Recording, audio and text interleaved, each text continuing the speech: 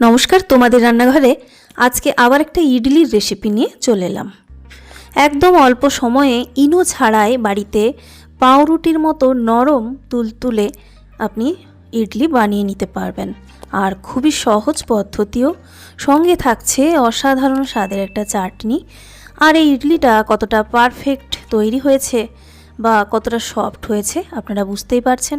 এর জন্য একটা কাপের 1.5 কাপ সুজি নিচ্ছি। সুজিটা এখানে মূল উপকরণ হলেও সঙ্গের উপকরণগুলো সমানভাবে গুরুত্বপূর্ণ। টেস্ট ভালো পাওয়ার জন্য, ইডলির টেক্সচার ঠিকঠাক আনার জন্য। সঙ্গে প্রায় 1 কাপ মতো কোরা নারকেল দিলাম আর 1 কাপ টক দই।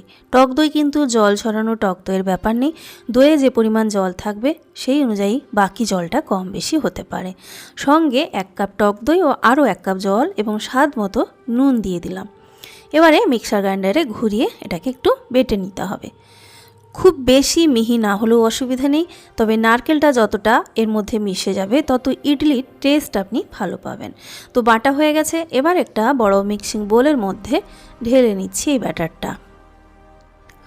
আজকের ইডলি কিন্তু শুধু সুজি আর নারকেল দিয়ে বানাবো না, অবশ্যই আপনারা দেখতে থাকুন, তাহলেই বুঝতে পারবেন। তবে চাল আর ডাল বাটাবাটির ঝামেলাটা কিন্তু এখানে নেই। এবারে ওই ব্যাটারের জারটা ধুয়ে আরও 1 কাপ জল কিন্তু আমি এখানে মিশিয়ে নিলাম। সঙ্গে দিয়ে দিচ্ছি দেখুন চালের গুঁড়ো, এটা সেদ্ধ চালের গুঁড়ো 1 কাপ দিলাম। প্রথমে আমি 1 কাপ দিয়ে মেশাবো, তারপরে যদি মনে হয় কনসিস্টেন্সি পাতলা থেকে যাচ্ছে তখন অল্প মেশাবো, কারণ জল দইয়ে কতটা আছে সেই অনুযায়ী এই পরিমাণটা একটু কম বেশি হতে পারে। তো ভালো করে 1 কাপ যে চাল গুঁড়োটা আমি দিয়েছি ভালো করে মিশিয়ে নিচ্ছি। আর ইডলি পারফেক্ট তৈরির জন্য তার কনসিস্টেন্সি কিন্তু অবশ্যই আপনাকে পারফেক্ট নিয়ে আসতে হবে। আরও প্রায় 1/2 কাপ চাল গুঁড়ি এখানে দিয়ে দিলাম। তাহলে এখানে দাঁড়ালো 1.5 কাপ চাল গুঁড়ি, সঙ্গে 1.5 কাপ সুজি, 1 কাপ টক দই আর 2 কাপ জল। এই জলের পরিমাণ কিন্তু আপনার কম বেশি হতে পারে, দই কি পরিমাণ জল আছে সেই অনুযায়ী। তো সঙ্গে নুন ছিল আর 1 কাপ নারকেল কোড়া ছিল। সব কিছু ভালো করে মেশানো হয়ে গেছে। এবার এটাকে 10 মিনিটের জন্য রেস্টে রেখে দিচ্ছি।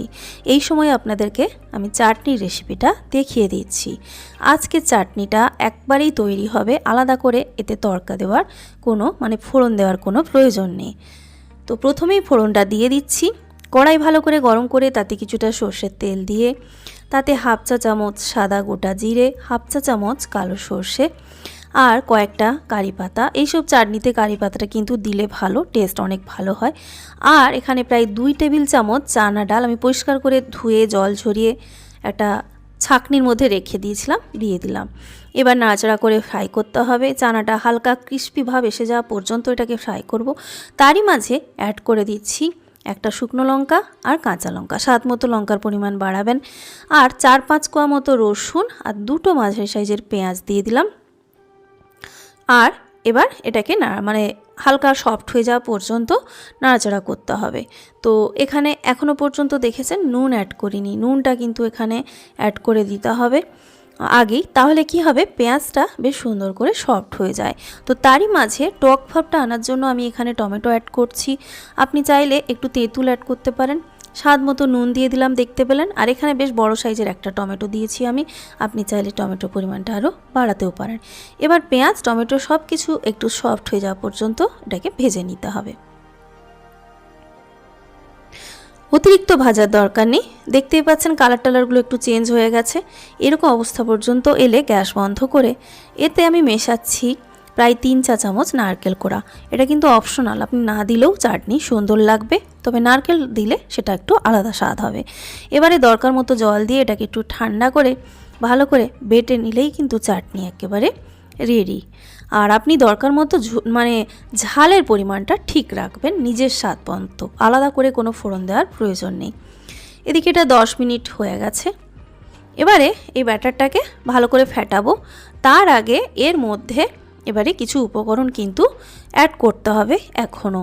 তো সেই উপকরণগুলো লাস্ট উপকরণগুলো অ্যাড করার আগে কয়েকটা কাজ আপনাকে করে নিতে হবে। তো এটা এখন রাখছি। গ্যাসে ইডলি মেকারে জল বসিয়ে দিয়েছি। জলটা গরম মানে ফোটা পর্যন্ত অপেক্ষা করতে হবে, তাই বাকি কাজ করতে করতে আপনাকে এটা বসিয়ে দিতে হবে। আর ইডলি মোল্ড বা যদি কোনো স্টিলের বাটিতে আপনি ইডলিগুলো তৈরি করেন তাহলে ভালো করে তেল কিন্তু ব্রাশ করে নেবেন। তো এই কাজগুলো ব্যাটার ফাইনালি রেডি করার আগে করে রেখে দেবেন। এবারে ব্যাটারের মধ্যে 1 চা চামচের থেকে একটু কম পরিমাণে বেকিং পাউডার দিলাম, আর একেবারে অল্প একটু দেখুন বেকিং সোডা, এখানে দুটো মিলে 1 চা চামচ হবে এরকম পরিমাণ দিয়ে একটা পাতিলেবু থেকে হাফ পাতিলেবুর রস আমি এই সোডার উপরে দিয়ে দিচ্ছি। এই খাবার সোডাতে কিন্তু এই ধরনের পিঠে বা ইডলি বানালে একটা সাবানের মতো গন্ধ থাকে, যদি আপনি এই লেবুর রসটা দেন সেই গন্ধটা একেবারে চলে যায়। বা কেক বানানোর সময়ও অনেক সময় দেখবেন একটা সোডার গন্ধ থাকে। তো এই লেবুর রসটা দিয়ে এবার ভালো করে 2 থেকে 3 মিনিট সব কিছু মিশিয়ে ফেটিয়ে নিতে হবে। একটুক্ষণ মেশানোর পরেই দেখবেন যে ব্যাটার দেখুন আগের থেকে অনেকটা কিন্তু ফুলে উঠেছে। ঠিক এই রকম একটা কনসিস্টেন্সির ব্যাটার আপনাকে নিয়ে আসতে হবে। তো ব্যাটার একেবারে রেডি হয়ে গেছে। এবারে আমি দেখাচ্ছি আপনাদের একটা হাতা দিয়ে, দেখুন ব্যাটারটা কি সুন্দর তৈরি হয়েছে। কোনো রকম ফার্মেন্টেশনে রাখা ছাড়াও কত সুন্দর একটা ব্যাটার কিন্তু তৈরি হয়ে গেল। এবার ইডলি মোল্ডে ব্যাটারগুলো দিতে হবে। এই ব্যাটারগুলো কিন্তু মানে ইডলিটা তৈরি হওয়ার পর অনেকটাই ফুলবে, তাই অবশ্যই মোল্ডের মধ্যে জায়গা রাখবেন, নাহলে একটার সঙ্গে আরেকটা কিন্তু ইডলি গিয়ে লেগে যাবে।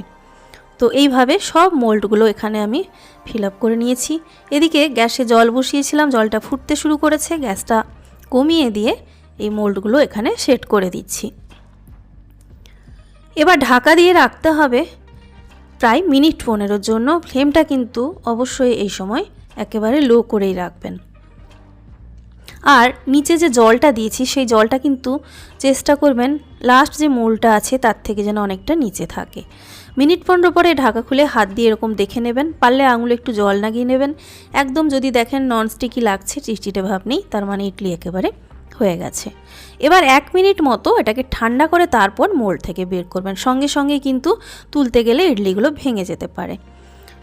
তো একটা আমি চামচের সাহায্যে আপনাদের তুলে দেখাচ্ছি।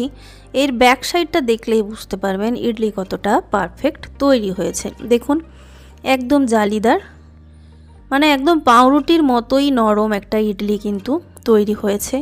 কোনো রকম আগের দিন থেকে চাল ডাল ভিজিয়ে বেটে মানে ব্যাটারকে ফার্মেন্টেশনে রাখা হয়নি, অথচ দেখুন কতটা সফট ইডলি কত সহজে অল্প সময়ে তৈরি হয়ে গেল। তো এই চামচ দিয়ে তোলার থেকে আরও বেশি সুবিধা হয় এই ইডলিগুলো তোলার ক্ষেত্রে দেখেছি। বাড়িতে যদি আপনি ইডলি বানান তাহলে অবশ্যই একটা এরকম সিলিকন স্প্যাচুলা কিনে নেবেন। দেখুন আরও অনেকটা সহজে কিন্তু এগুলো উঠে আসে। চামচ দিয়ে হয়তো অনেক সময় ভেঙে যেতে পারে, তো স্প্যাচুলা দিয়ে তুললে দেখেছি একেবারেই কিন্তু ভেঙে যায় না। প্রত্যেকটা ইডলি এরকম তৈরি হয়েছে। আর যে পরিমাণগুলো দেখালাম তাতে করে প্রায় 20-22টা মতো ইডলি তৈরি হবে। তো একবারে আমি 14টা মতো ইডলি কিন্তু স্টিম করলাম, বাকিটাও একইভাবে বসিয়ে স্টিম করে নিয়েছি। তো বন্ধুরা এই ছিল আজকের রেসিপি, আশা করি আপনাদের ভালো লেগেছে। সবাই ভালো থাকবেন, নেক্সট ভিডিওতে দেখা হচ্ছে।